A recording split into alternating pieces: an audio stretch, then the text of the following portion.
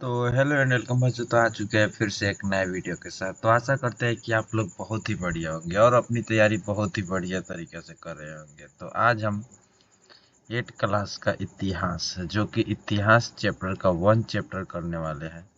कब, कहाँ और कैसे, इसका ऑब्जेक्टिव क्वेश्चन करने वाले हैं हम लोग।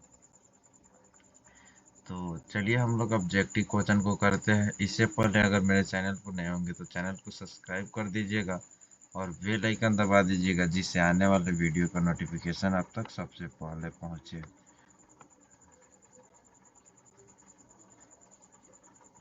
चलिए चलिए बिना देर के वीडियो को स्टार्ट करते हैं। यहाँ पर क्वेश्चन का मीनिंग टाइपिंग मिस्टेक हो गया था, सॉरी। तो चलिए हम लोग शुरू करते हैं। तो यहाँ पर देख लीजिए, फर्स्ट क्वेश्चन है,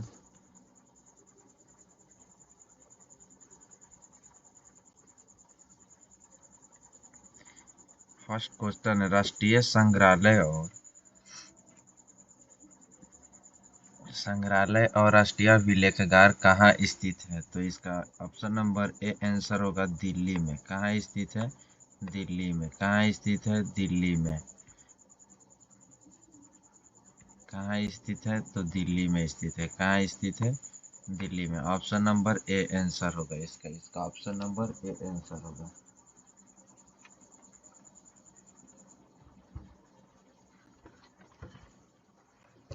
तो चलिए दूसरा नंबर क्वेश्चन की ओर चलते हैं। दूसरा नंबर क्वेश्चन है, यहाँ पर देख लीजिएगा।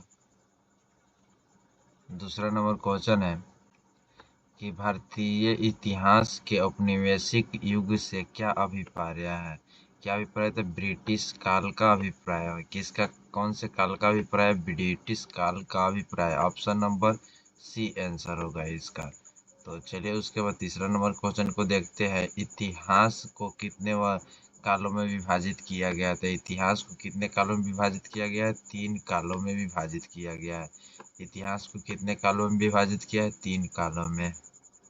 उसके बाद चौथा नंबर क्वेश्चन है कि जेम्स मिल स्कॉटलैंड द्वारा लिखित पुस्तक का नाम क्या है? लिखित पुस्तक का नाम क्या है? जेम्स मिल स्कॉटलैंड द्वारा कौन सी पुस्तक लिखी गई थी? तो पुस्तक का नाम है a history of British India. A history of British India. Option number A answer होगा इसका। ऑप्शन नंबर ए आंसर होगा। A history of British India. तो चलिए उसके बाद 5 नंबर क्वेश्चन है कि 1817 में भारत के इतिहास को हिंदू, मुस्लिम तथा ब्रिटिश नामक 3 कालों में बांटने वाले स्कॉटलैंड को दार्शनिक कौन था? तो इसका दार्शनिक कौन था? तो जेम्स मिल ने इसका दार्शनिक था। कौन था? James Mill. Option number B answer होगा। उसके बाद 6 नंबर क्वेश्चन है कि ब्रिटिश काल के महत्वपूर्ण दस्तावेजों को बचा कर रखने के लिए क्या बनाए गए हैं? क्या बनाए गए हैं? तो इसमें बनाया गया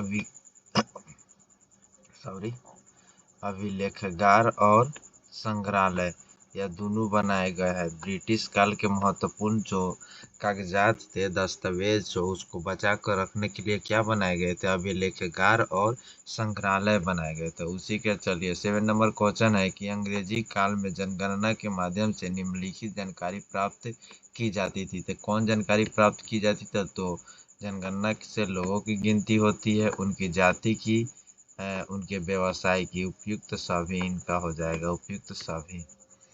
चलिए उसके बाद है कि देश का शासन अच्छी तरह से चलाने के लिए अंग्रेज ने किस बात को विशेष महत्व दिया है?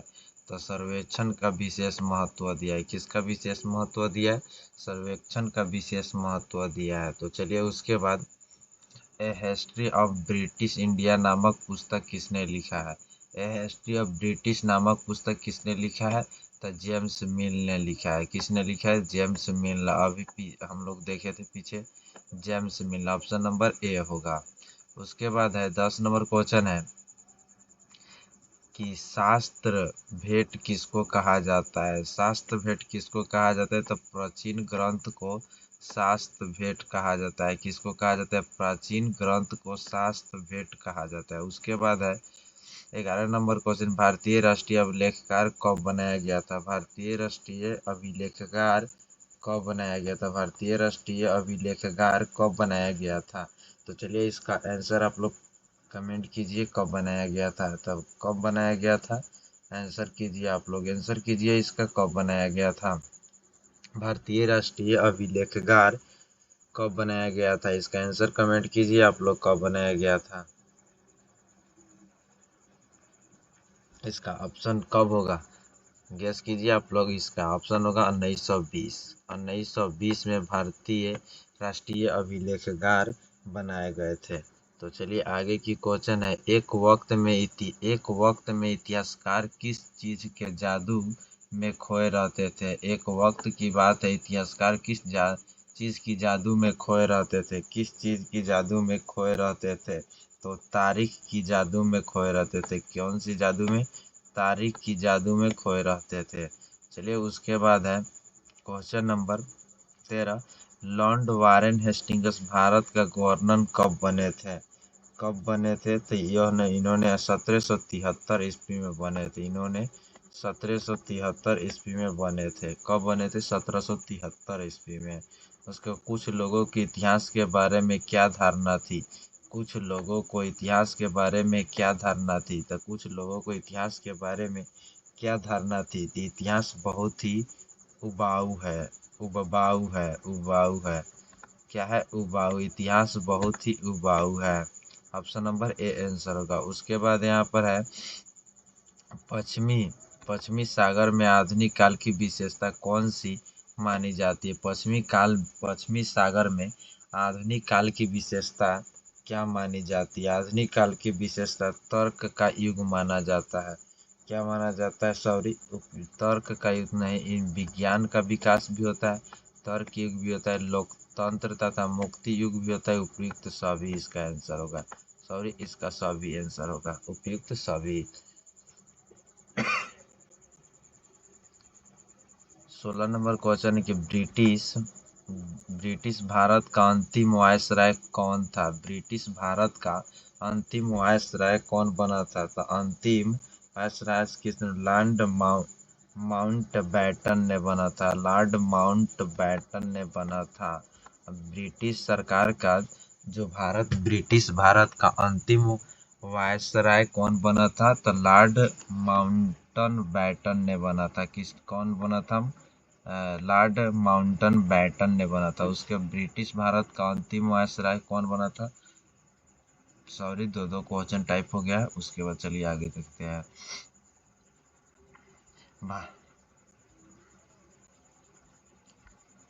उसके बाद यहाँ पर है कि आर्थर को क्या पावती दी गई थी?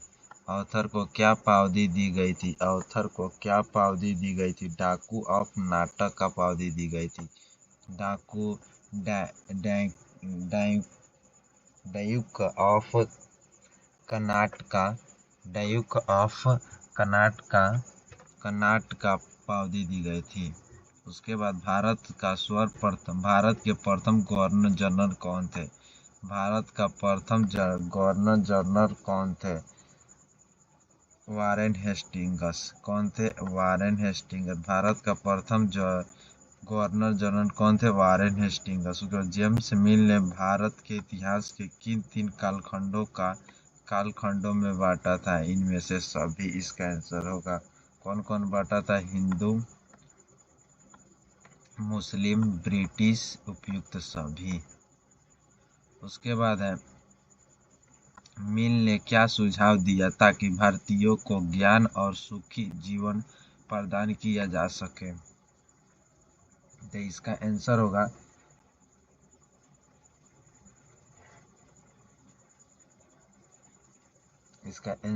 क्या आंसर होगा इसका? सारे भूभाग पर कब्जा करना। इसका आंसर क्या होगा? ऑप्शन नंबर ए, सारे भूभाग पर कब्जा करना।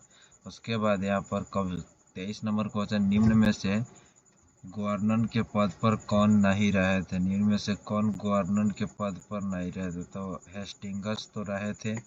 उसके बाद रिपिन भी रहे थे, विलियम बेटिक भी रहे थे, रेनल नहीं रहे थे। इसका आंसर क्या होगा? ऑप्शन नंबर सी, रेलेन नहीं रहते। भारत में पहली क्रांति कब हुई थी? भारत में पहली क्रांति 1857 में हुआ था। भारत में पहली क्रांति कब हुआ था? 1857 में। महारानी विक्टोरिया के तीसरे पुत्र का नाम क्या था? तो महारानी विक्टोरिया के तीसरे पुत्र का नाम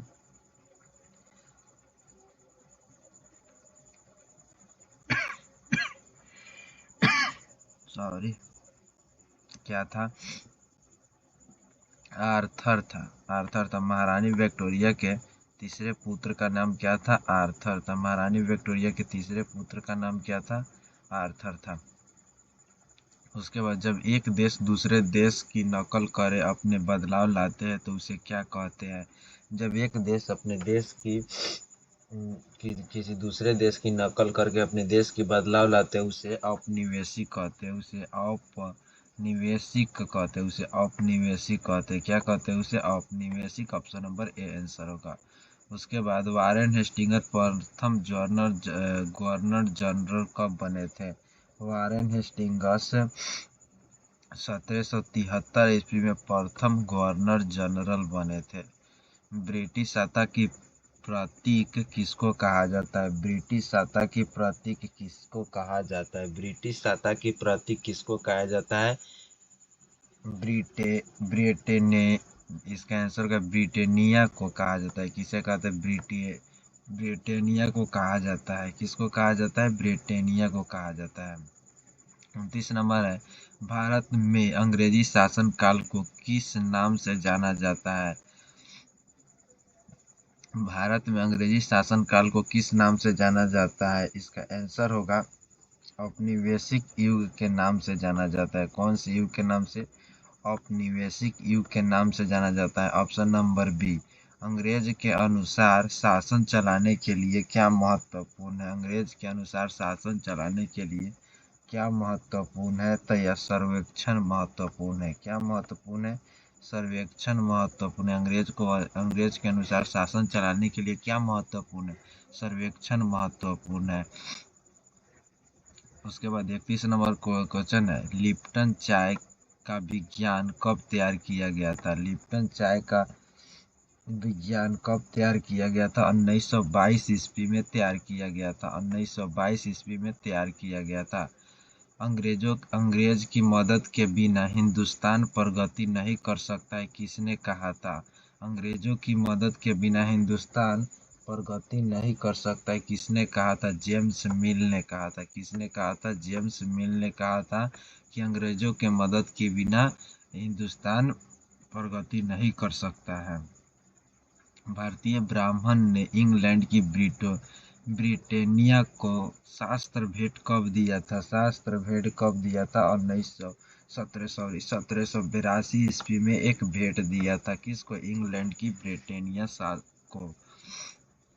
महत्वपूर्ण दस्तावेज को बचा कर रखने के लिए जगह को क्या कहते हैं? अभिलेखागार भी कहते हैं उसको। क्या कहते हैं? अभिलेखागार कहते हैं उसे। अभिलेखागार कहते हैं। अभी वहाँ पर बताया कि संग्रहालय और अभिलेखागार जो कि दिल्ली में है। रॉबर्ट क्लाइव ने किसे हिंदुस्तान के नक्शे तैयार करने का काम सौंपा था? रॉबर्ट क्लाइव ने किसे हिंदुस्तान के नक्शे बनाने को सौंपा था? जेम्स रेनल को। किसको सौंपा था? जेम्स रेनल को। ऑप्शन नंबर डी आंसर होगा, जेम्स रेनेल को। 1817 में भारत के इतिहास को हिंदू, मुस्लिम तथा ब्रिटिश नामक 3 कालों में बांटने वाले कौन था? स्कॉटलैंड को दार्शनिक कौन था? तो ये अभी हम बताए थे कि कौन था? जेम्स मिल था। कौन था? जेम्स मिल था।